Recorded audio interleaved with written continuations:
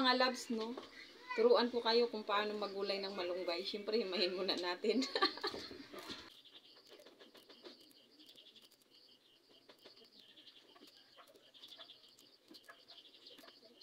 And kulitis.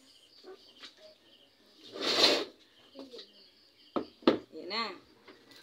Himahin muna natin siya mga loves, ha. Pero naka-ready na yung kaldero ko doon kay nagpakulo na ako ng tubig. Sa mga hindi marunong magluto dyan ng malunggay, gayahin nyo to. Ganito lang kasimple magluto ng malunggay. So, dali sa amo ang ano guys.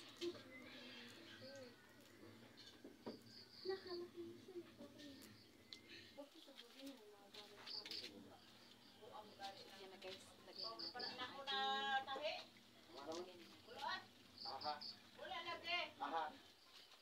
Lagyan na natin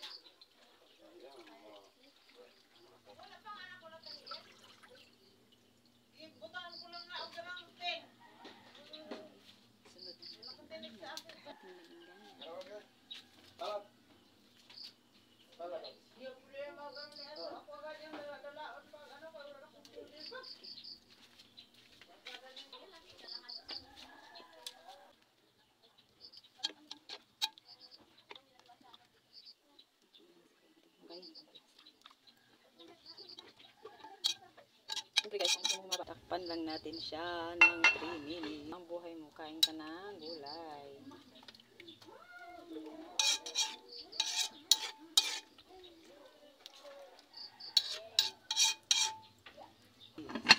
Pakuluin.